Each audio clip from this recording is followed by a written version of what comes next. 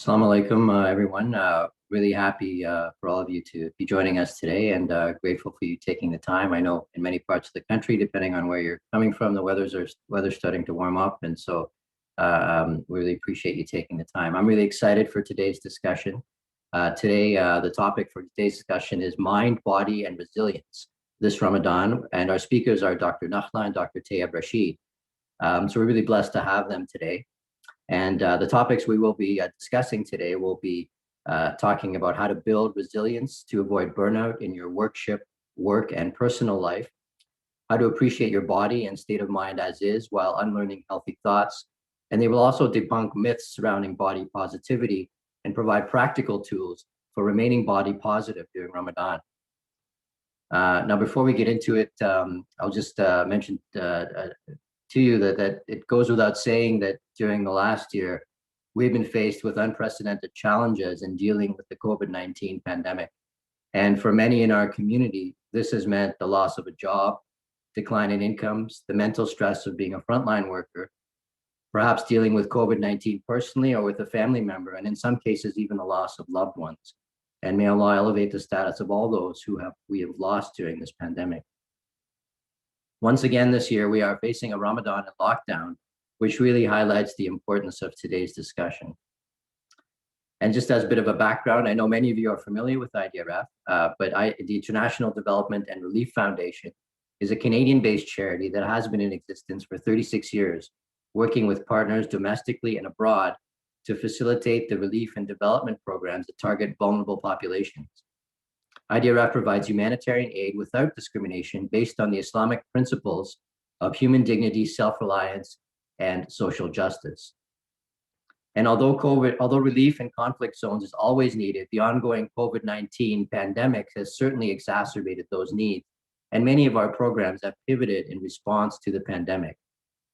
We want to thank many of you who are supporters in that IDRF has been able to provide 18 million meals to families in need across various different countries, such as in Bangladesh, Yemen, Somalia, Syria, Lebanon, Palestine, Pakistan, Guyana, and India.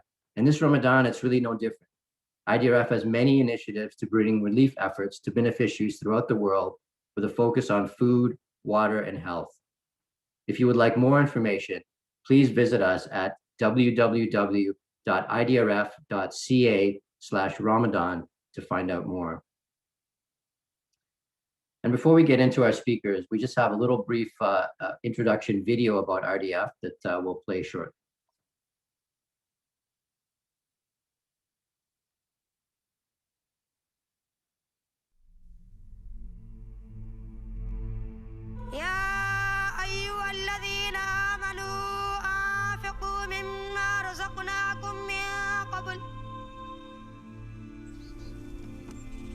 قبل أن يأتي يوم لا بيع فيه ولا خلة ولا شفاعة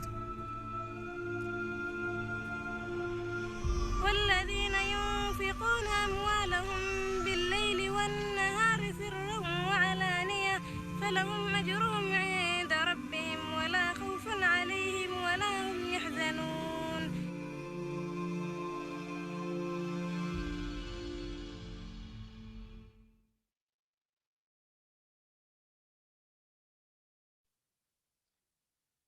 Okay, so let's get right into our speakers, and we'll hear from them.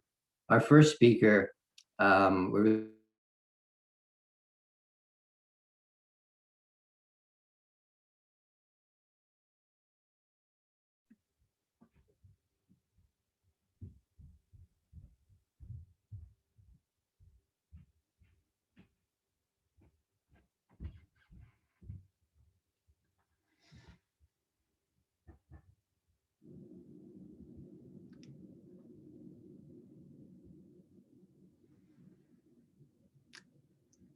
Sorry, we can't hear anything. It might be that you're muted or that the internet.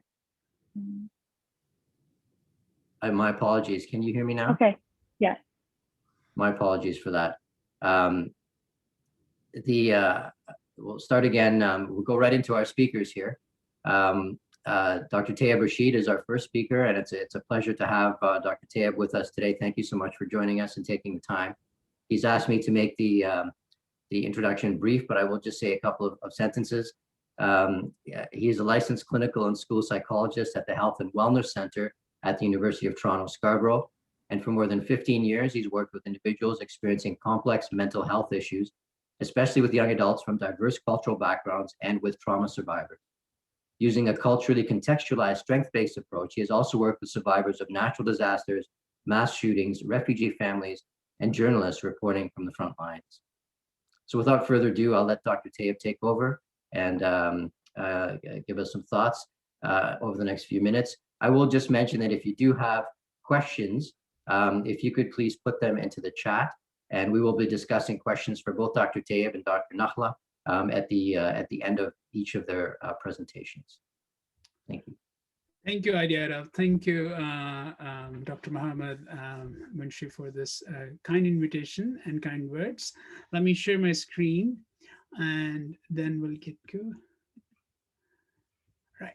So the topic of the burnout is very relevant today. And the most important thing in burnout is that we need to know what is it, the cause of the burnout. So I'm going to talk about some of the causes and some potential, the challenges in the context of pandemic fatigue and some of the strategies, especially coming from research. This is my outline, and just to put forth what is pandemic fatigue. It's different from COVID fatigue. In the literature, COVID fatigue is more about someone who have had the COVID, and they're going into post-COVID recovery. So pandemic fatigue is what we have, most of us have been experiencing for last 1 year. So it's a tendency of feeling tired for following public health measures. And I don't need to tell you, Dr. Munshi just said that we are again, this is our second stay at home order, lockdown. It's about social, physical distancing, wearing masks, frequent hand washing, and most importantly, social isolation. We have been away from loved ones. So just to sure that what is, how I'm going to untangle pandemic fatigue, I'm going to request you to take a quick look at some of the factors. If you synthesize the published research, and I will bring them in the context of holy month of Ramadan, fear of and uncertainty. That is unmitigating because it's ongoing fatigue for more than a year, following all those measures that I just mentioned. We don't seem to have lots of control in controlling, in managing things that we can and we cannot do. Negativity seeps in as a result. Ambivalence from mixed messages. And I don't need to tell you, the third wave, lots of our frontline healthcare professionals are saying because of the mixed messages, we find ourselves among very tough situations. So is that also contributing to the burnout at work and in personal life, and ultimately to the pandemic fatigue? And most importantly, social isolation. Folks, we are created to connect with each other. We are deeply ingrained to interact with each other. That important part of our social DNA was taken away in the third week of March 2020, when close to 4 billion people went into some sort of a lockdown. So let's see how these factors resonate with you. So I'm going to do a little poll, and if you could just indulge me and go to this website called menti.com, and if you're there, please enter code. You can go from your mobile, from any other device as well, from your desktop. Menti.com, there's no registration, there's no identifying information is needed. And once you're there, enter the code 5773 1335. you will find this page, and then please rank the factors that I just described from most stressful to least in according to you. Looking at yourself, oh, for me, the negativity that I see, experience day in day out is very much adding into the burnout and the fatigue that I'm experiencing. So that will go number one, and then you have a couple of other. All the options are there. If something is very important to you, which is not listed here, that you can put in the category of others. So there is a first ranking comment. Social isolation is the top one, followed by negativity. Ambivalence, mixed messages third, fear and uncertainty, lack of control. Okay. So I'll give a couple. Can you send us the code again, just because I didn't catch it the first time? Code is a 5773 1335. 5773 1335. So we have 4 participants. Social isolation continues to be on the top. Fear and uncertainty, ambivalence. And I try to address these points in the little time I have. But of course, we can also have the opportunity to, after Dr. Nala's presentation, to engage in more discussion. So it looks like we are social creatures, folks, as I said, and that is the biggest loss that we have been experiencing, and it's not easy. So 7 folks, how about another 30 seconds? So it looks like the pattern that among our audience today is social isolation, fear and uncertainty, negativity, mixed messages, lack of control. Okay. I'll take this ranking.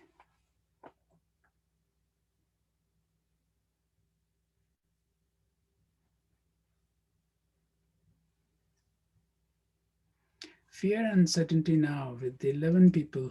Don't think. Okay, how about last 20 seconds? You can still continue. I will keep the screen there. You can access it, menti.com. Social isolation. Okay. All right. So let me move back to the presentation.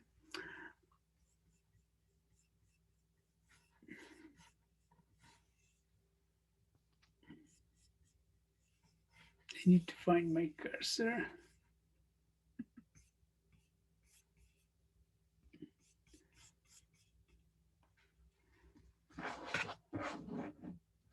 Hurtful.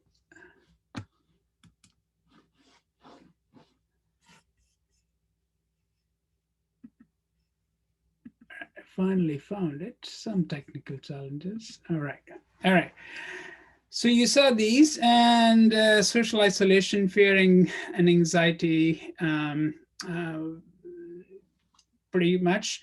I will actually finish at social isolation because I think that's the biggest point. Well, let me start with sense of control and fear and uncertainty, because that came pretty high. You need, what's the function of fear, psychological function of fear? It actually allows us to change our behavior, but only we change our behavior if we are capable of dealing with the threat. So fear works only if the public health measures are going to help us. Sorry, Dr. Tayyip, did you want to share your screen? Were you showing us something on your screen? Because we can't see it. Okay, I am.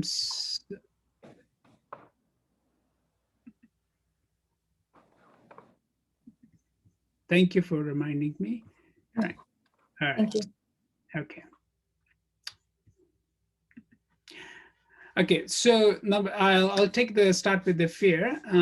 The fear will work if we believe that whatever we do, we are capable of making that changes. So just having the fear would not work if we don't believe that we can't do something about it. Because you have a fear, but you can't do anything about it, you actually become more anxious. That leads into more anxiety, that leads into more burnout. And also, if you cannot change things, you feel helpless. That goes into depression, which is again a significant mental health issue. What Ramadan does is Ramadan is an ultimate, in some ways, an intra from yourself perspective, from your individual perspective, an exercise of courage, and also looking for hope.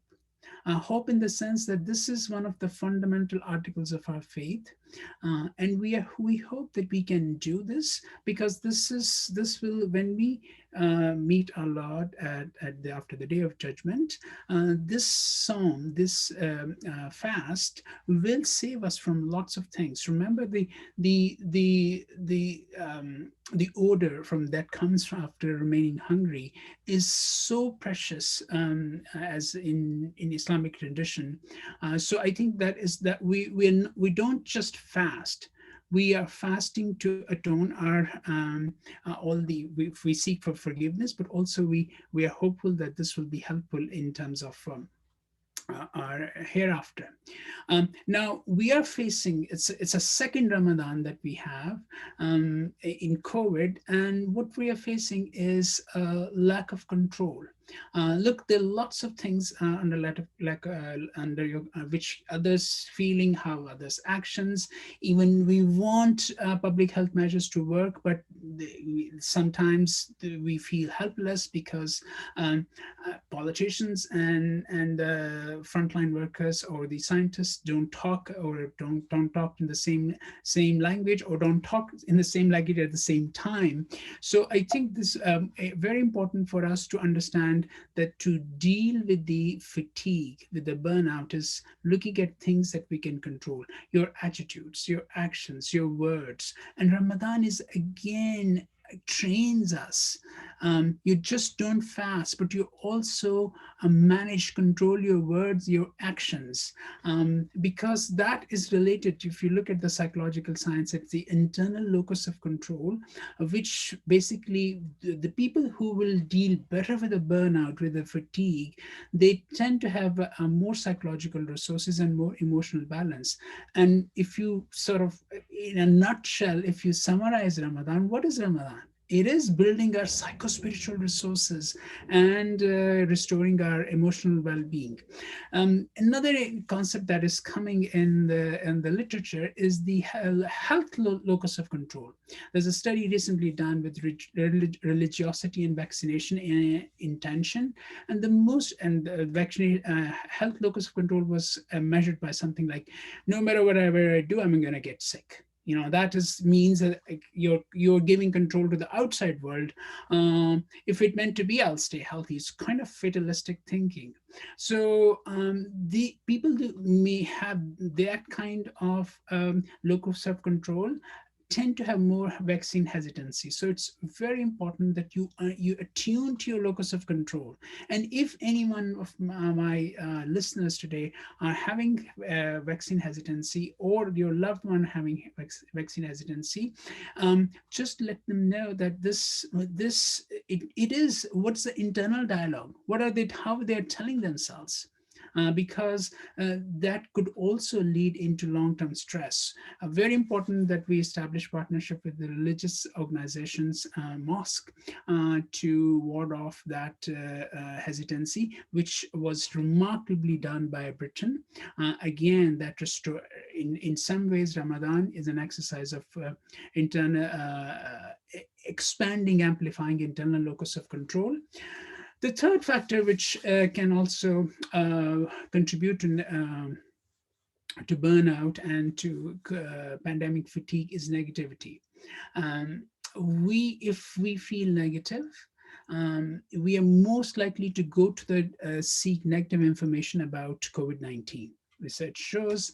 And when we have very strong negative emotions, we ignore what we call the most important information about numbers. This is a study has just came out, and it showed that when we have overwhelming negative emotion, negativity, the critical numbers which are important to understand what are the health risks, the matrix it, we ignore it due to that negativity.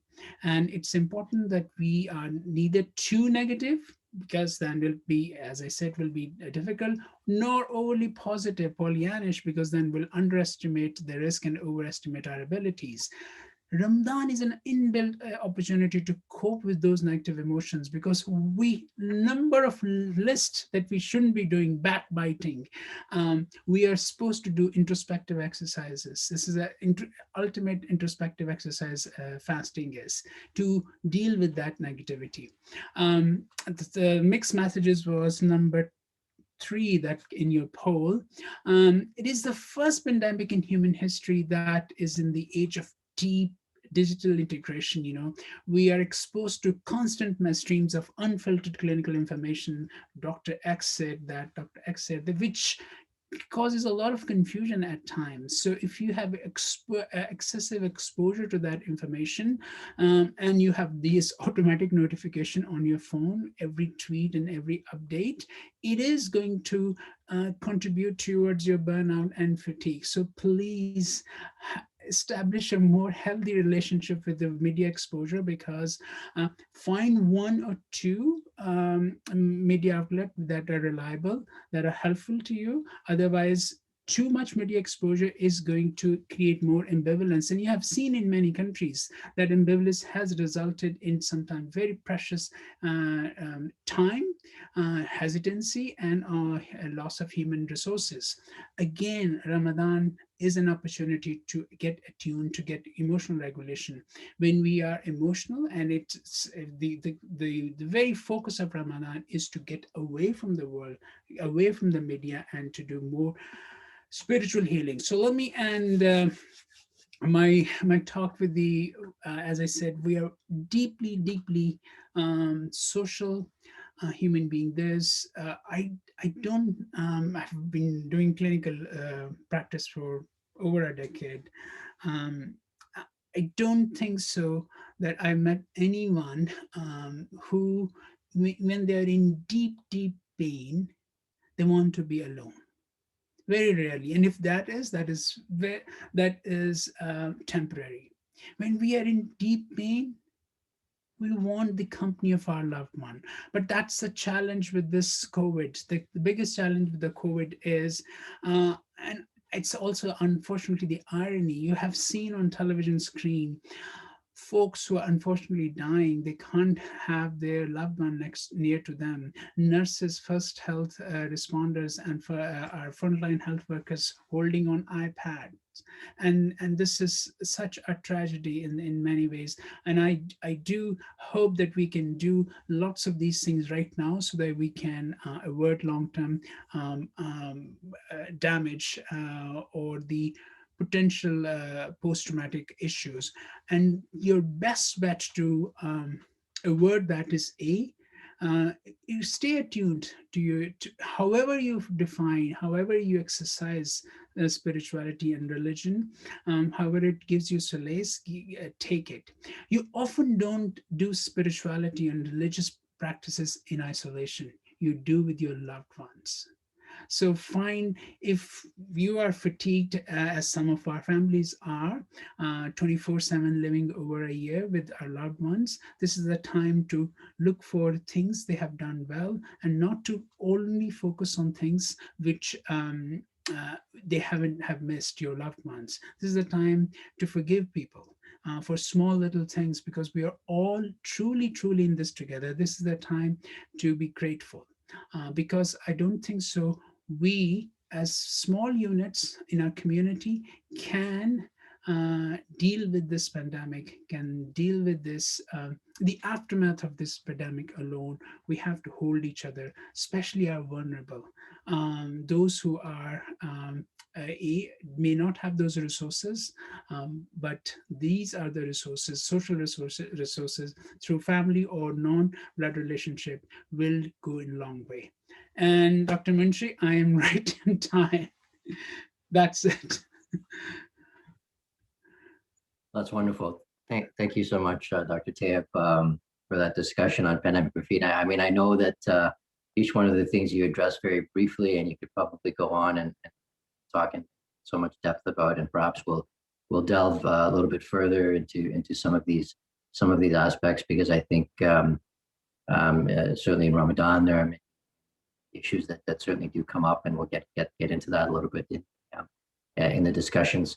If anyone does have any questions, please, if you could put it into the chat box, and we'll get back to Dr. Tayeb towards the end of the session.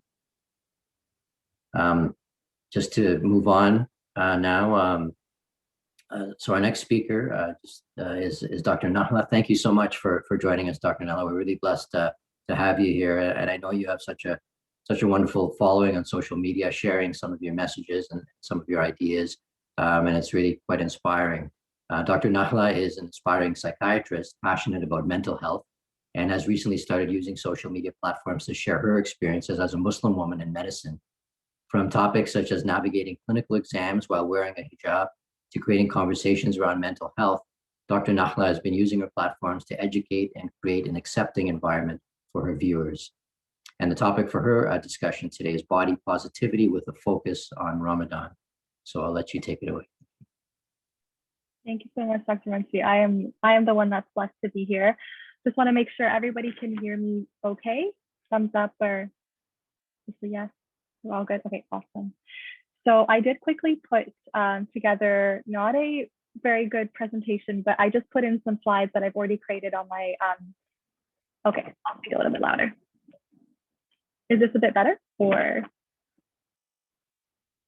let me know if I'm too quiet. I'll try to be louder. So I created a post on this on Instagram about body positivity and sort of dismantling some of the myths that exist out there about it. And so I put that into a presentation to try to get you all to, okay, they're saying it's a bit muffled. Okay, give me 1 second.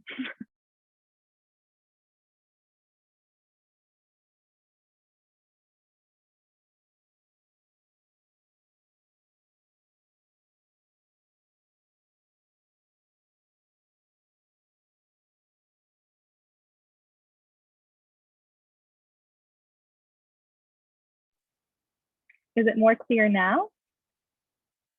I'm sorry, I know this is recorded. This is so weird. Okay, I'm sorry if it's muffled. I'll try to speak as loud as possible. So I put that into a presentation, so I'll share my screen now in order for you all to see that.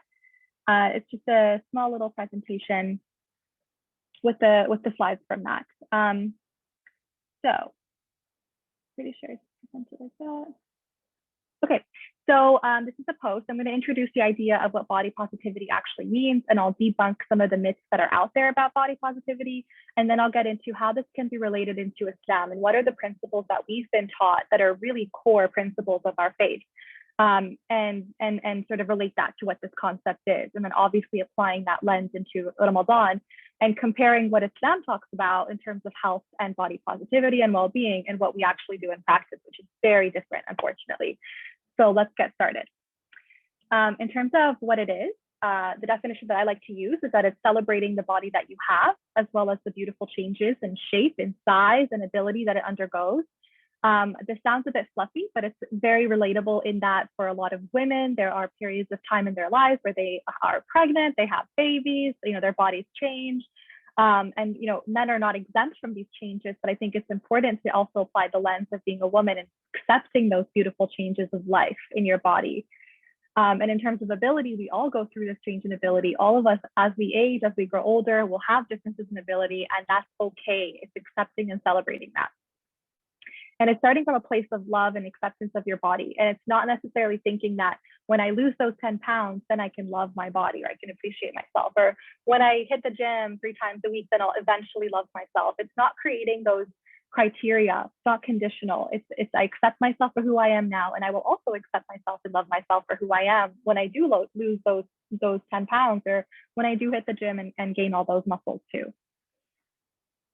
So important concepts of body positivity is that it doesn't mean that you don't move your body or exercise or treat your body well. It's living comfortably, but treating your body well with good nourishment, with joyful movement, with self-care, and not punishing yourself for looking a certain way. So it's not complacency, it's acceptance, but knowing that in terms of what it means to be body positive is that you're actually nourishing your body really well and looking after yourself really well too. And ultimately as well, your body does not define your worth. That is not your value. And I think a lot of us need to be reminded of that in Ramadan, because of a lot of the dialogue that surrounds Ramadan. I'll just quickly introduce it now, is like, how much weight did you lose, or how much weight did you gain, or oh yeah, you'll lose all that weight during Ramadan. Don't worry. Like, we wait for this month to sort of make it a marker of success, because we've lost weight during the month, which is not a good thing to be doing. And not a good thing to be projecting onto other folks. If it is something you want to do for yourself, it's so unfortunately toxic in a lot of our communities that it's pushed onto a lot of people. It's like, oh yeah, you'll lose that weight in Ramadan. It's like, well, what if I didn't want to, or I didn't care, or I didn't even think of that? It's like, why are you pushing that onto me? So we attach a lot of our value and our worth to how we look and our weight, unfortunately. So we need to work on that.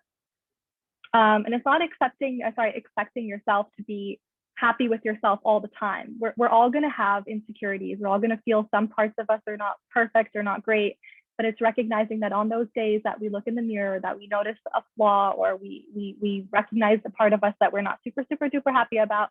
It's okay. I'm insecure about this, but I'm still going to love myself regardless. I'm still going to feel positively towards my body regardless, even if I have those insecurities. This one is very important, because we all come from very different levels and classes of privilege and different intersections of privilege. All of us have different backgrounds, incomes.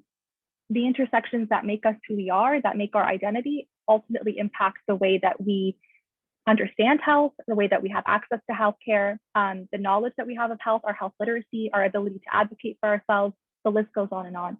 So not all of us have the same access. Not all of us have the same advocacy, and not all of us have the same literacy. So applying one particular lens to every single person is incredibly damaging. So it's accepting and acknowledging that the intersections that make me who I am have led to me being limited in, for example, resources, or have led me to being limited in the literacy, the health literacy that I would have liked to have. And it's acknowledging that my life circumstances are there, they're real, but I'll take ownership of what I can. I'll control what I can, and I won't dwell on what I cannot control, or what has shaped my life up to this point. And this is particularly important for anyone who's listening who's a healthcare worker, because we apply the same concepts of BMI, of weight, of standards of measurement to every single person, forgetting that the biggest determinant of your health, and this may be contentious, you can argue with me if you want to, but the biggest determinant of your health is your postal code. Like, you could argue with me if you want to, but that's ultimately what it is. It's where you live, where you grew up, your skin color, your race, your gender. Those things matter more. So we cannot be applying these lenses on over everybody. It's not fair, it's not right, and it's not intersectional, and it makes you not seem aware of the realities of the world. So we can apply that as the lens of an individual, but also as a healthcare provider.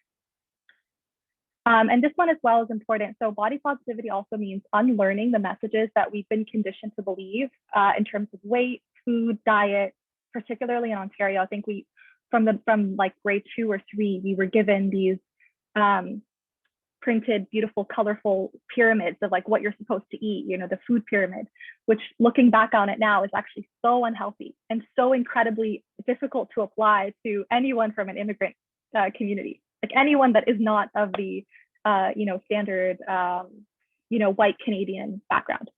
So it's unlearning all those messages that we've been fed and told about what it means to be healthy and what it means to what we should be eating and what our weight should be, and recognizing that they are super unrealistic. A lot of these are diets that have been pushed down our throats that are particularly unrealistic and unhealthy, and that not every single thing that exists out there is for everybody. So it's unlearning and relearning what works for you and what can be applied for you. Same thing along the same lines. Advice that comes from somebody who is not an intersectional practitioner or doesn't understand the social determinants of health is not holistic advice. So please be mindful of who you get your advice from about your body, about your weight, and about your health. And last thing is something that I hear all the time, because I advocate and talk about this publicly a lot, is that it means that you're encouraging people to just be complacent, that you're encouraging this what people call this epidemic of weight and of obesity. And it's like, you're happy with that. Well, ultimately, no. If you listen throughout the entire conversation, is there's literally no complacency in it. There's no mention of being unhealthy in it. There's wisdom and research done in that when you are fat phobic or you fat shame, it actually leads to negative outcomes. It leads to mental health outcomes that are negative. Trigger warning, depression, suicidal ideation. So many negative outcomes come from this type of rhetoric. And if we flip the script and we become body positive towards folks, sorry, can somebody mute themselves or make sure everyone else is muted? If we flip the script and we start to become body positive, this actually makes folks more likely to take care of themselves, more likely to achieve the opposite goal. It's to look after themselves in hopes of achieving a healthier weight. I'm not going to define what a healthy weight is. That's too contentious. A healthier weight, healthier lifestyle, healthier eating habits, all those things. And it's not taking care of yourself. So now that I've introduced the topic, I'm going to talk about why this is super important in Islam. And I mentioned a little bit about why this is important in Ramadan. So in Islam, I love talking about this so much because Islam is a religion that prioritizes health so much. Your body has a right over you. We are supposed to take care of ourselves, and we are. It's a form of worship to look after our bodies and be healthy. And also within Islam, the approach to health is so holistic. It's such a beautiful way of looking at it too. That when you think about the way that health has been looked at in our, Western, today modern society, it had to catch up with Islam. It actually was super not holistic for the longest time, and now suddenly the WHO is like holistic health and all of this. So I love looking back on Islam and looking at the way that it was taught long ago. So as you can see here, has prioritized health, placing it as second in importance to faith. And it's embedded in all of what we do. It's essential to our ability to practice our faith, to be, not just able to practice the actual acts of faith, but within our communities, to be able to be members of our communities, be there for our families and all of that too. And in terms of the holistic side of things, health promotion includes so much. It includes, protecting and enhancing human health, personal hygiene, nutrition, marriage, respect for the body.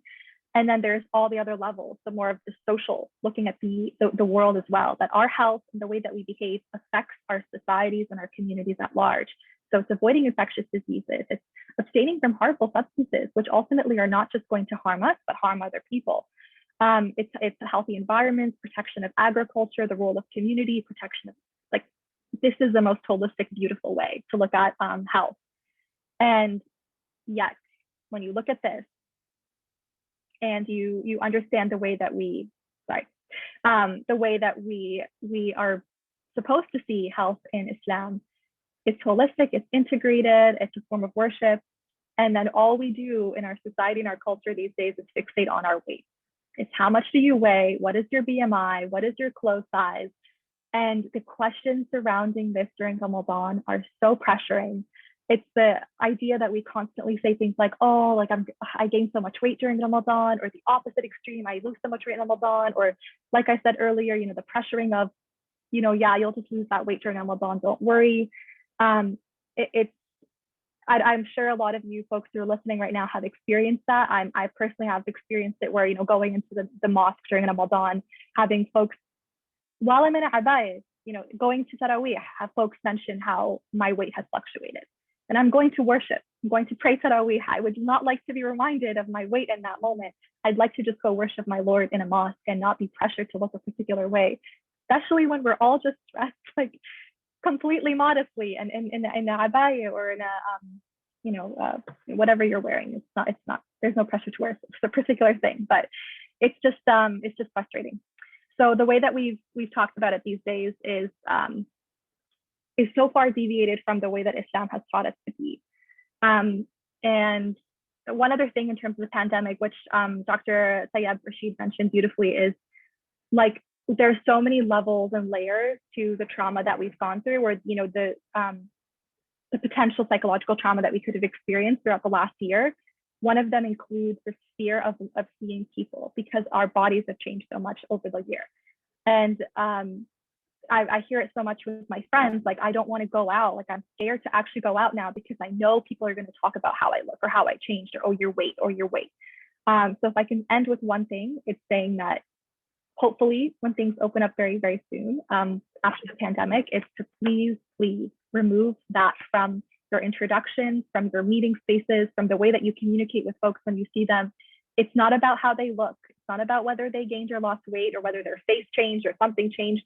Try to introduce, new types of dialogues into these conversations, saying, I've missed you so much. I'm so excited to see you. I looked forward to this for months, or using different words and terminology when you see and speak to other people, because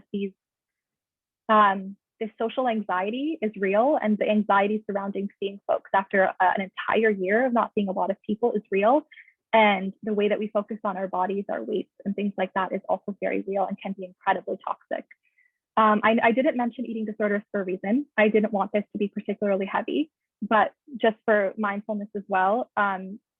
In these dialogues as well, you're potentially triggering an entire community of folks, which are those who have suffered and do suffer from an eating disorder.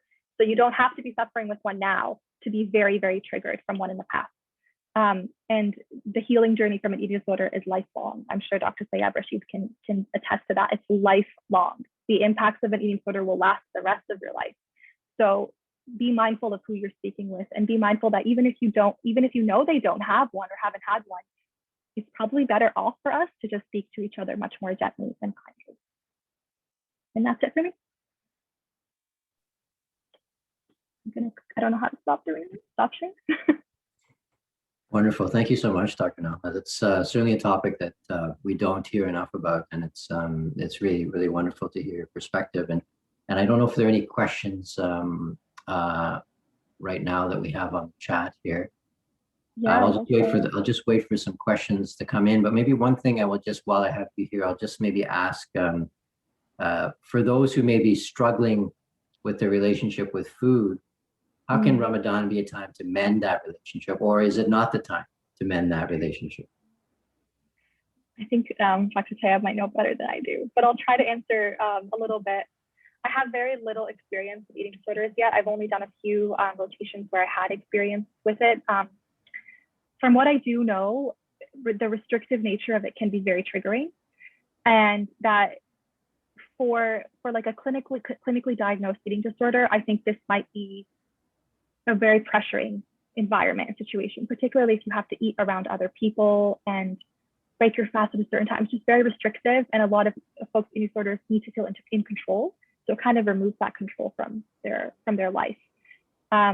If it's not necessarily eating disorders, if it's sort of mending your relationship with food in general, if you've struggled with particular types of food, or if you struggled with maintaining a particular consistent diet, perhaps this would be a really great time to actually create those healthy habits. That's what I would say. But Dr. Taya, please go ahead if you have any insights.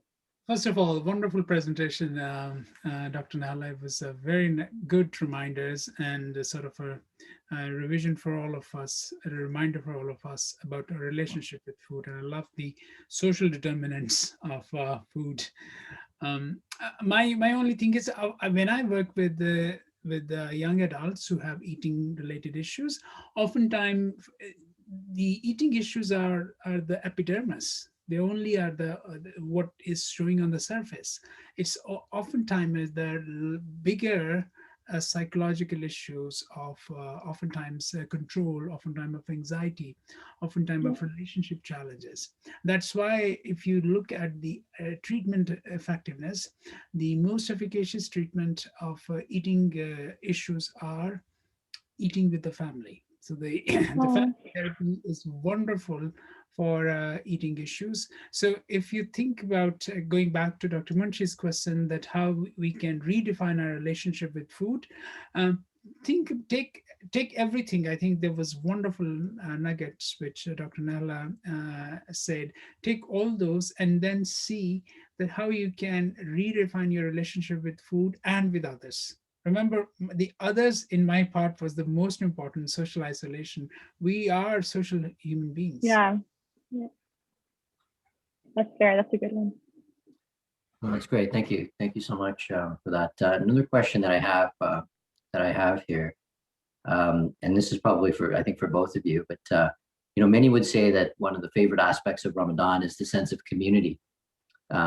They feel, as you just indicated, when you break fast with others, there is that sense of community. And due to the pandemic, we realize it's not possible. How can we stay mentally healthy in this period of social distancing and social isolation? And this is part of that pandemic fatigue. I'll take a stab at it, Dr. Munshi. I have always tried to speak with my clients with the perspective, this is, let's make it physical distancing.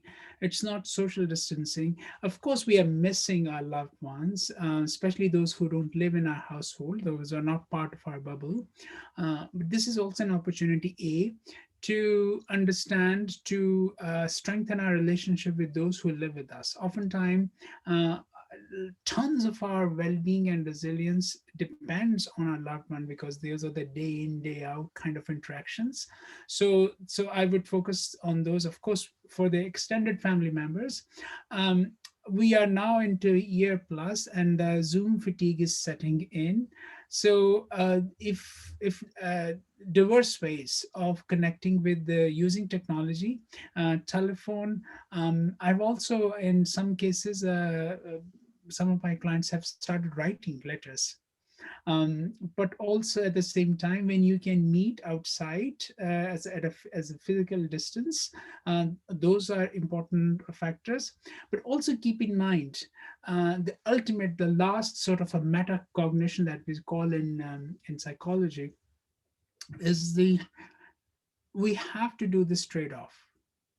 This is a trade-off that if we stay away from each other physically, that doesn't mean that we are emotionally and psychologically away from other, but we do this trade-off so that we can preserve our societies from this virus. So look at the bigger picture. Yes, we are giving sacrifice, but what's the meaning of it?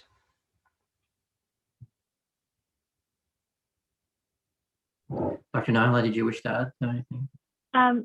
I guess is the question sort of posing this idea of how Ramadan can be a replenishment of that social isolation that we've been going through, or is that sort of what you're? Or you can repeat the question for me. I'm sorry. Yeah, no, I think it's just how do we kind of fill the void of that sense of community during this month, when often for many. Oh, you cut off, Dr. Sorry, I dropped off there. Sorry. Yeah. For many folks, community is such a part of this month. And so how do we kind of fill that void during this month, in terms of feeling that sense of belonging and that sense of community that we feel?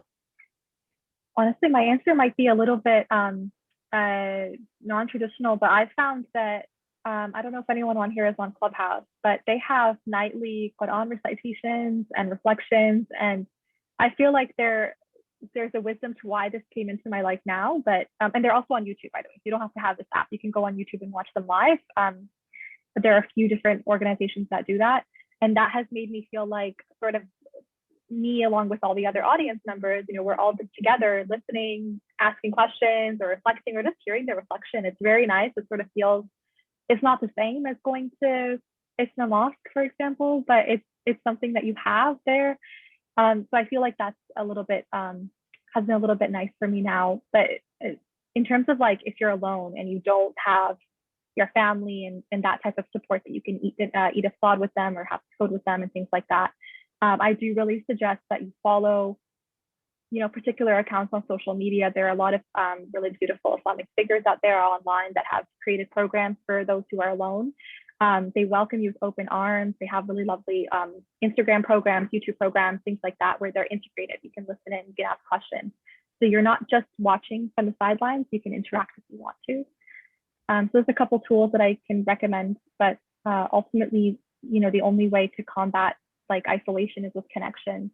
And it's the way that you want to feel connected with folks. Do you want to have a thought with a friend over Zoom, over FaceTime? Do you want to sit down and prepare a little, coffee date after a thought with a friend of yours? Like, it's finding little moments where you can connect with people. They're not ideal, but if you do them, I promise you that like it will at least fill that void temporarily throughout the month. Terrific. No, thank you. Thank you so much. There's another question here is that, certainly the COVID-19 pandemic, as we've discussed, has greatly affected our collective mental health.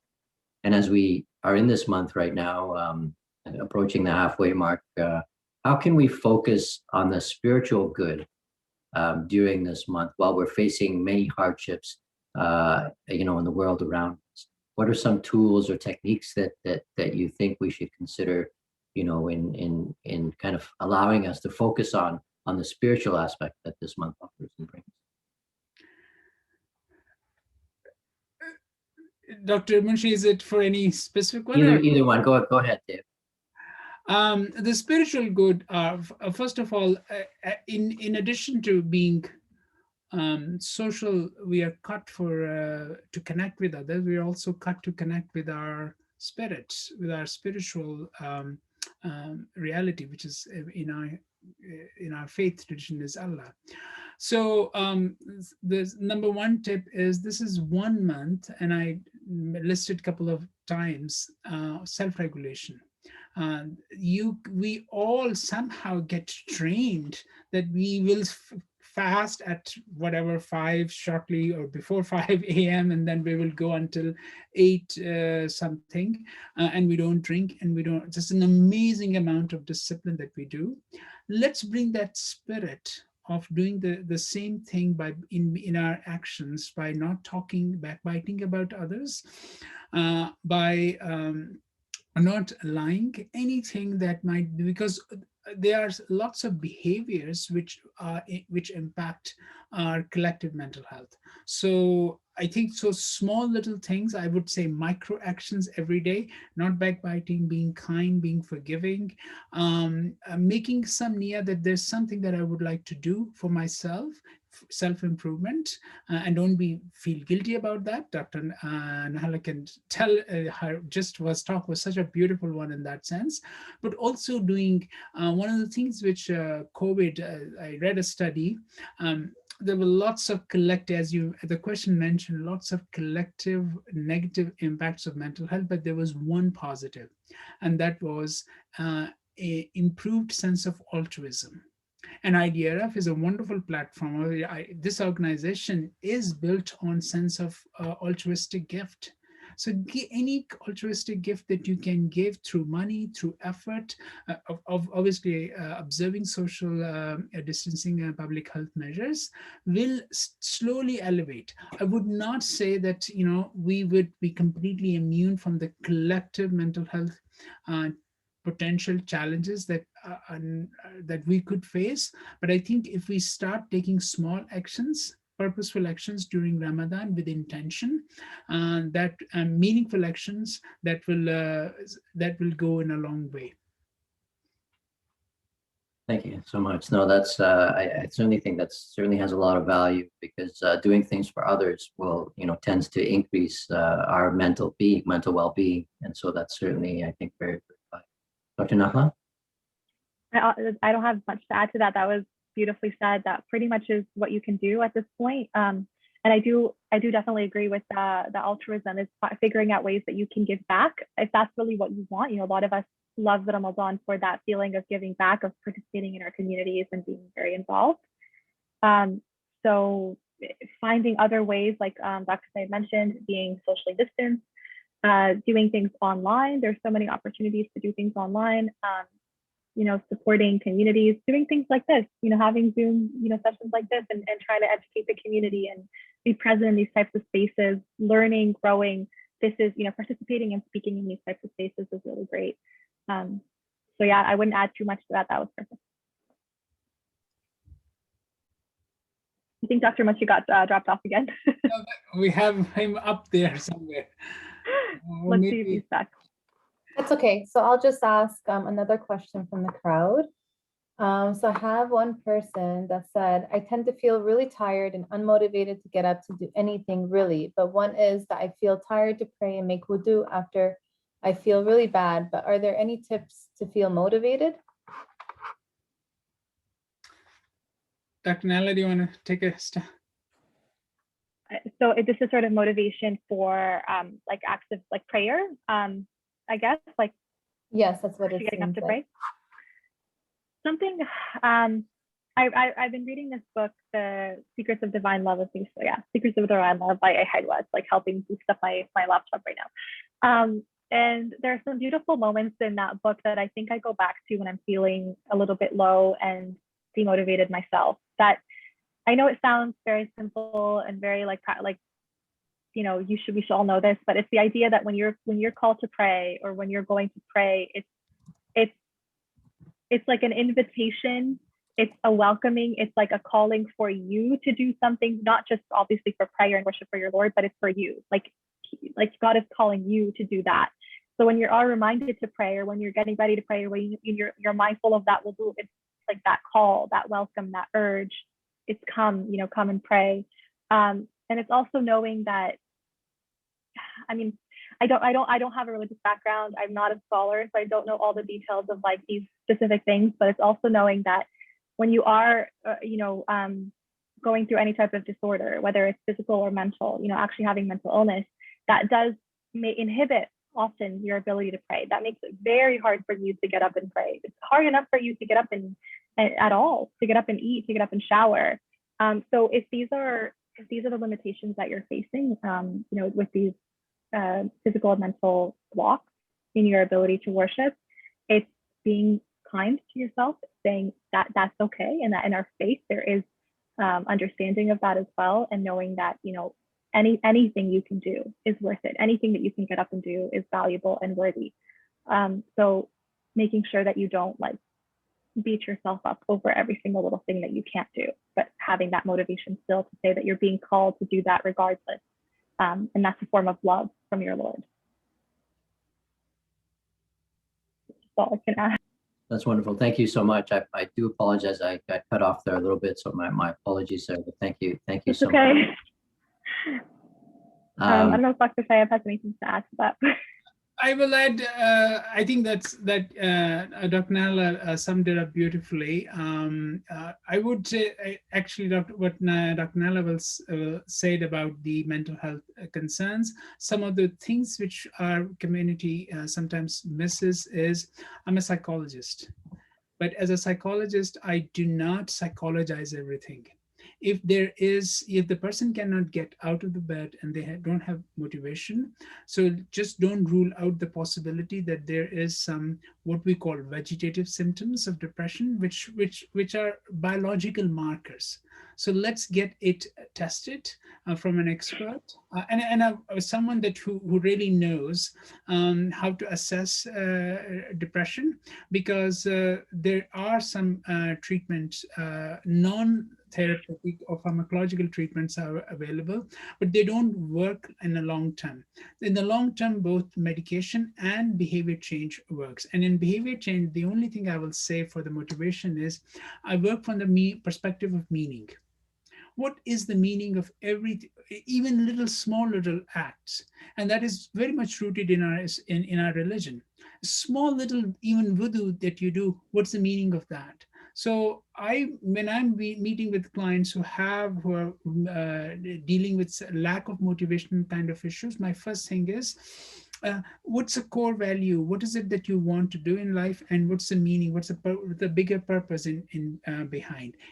And they can't articulate it, I throw a couple of invitations to them, because then you are having those discussions. So finding meaning, which in psychological language is tied to intrinsic motivation.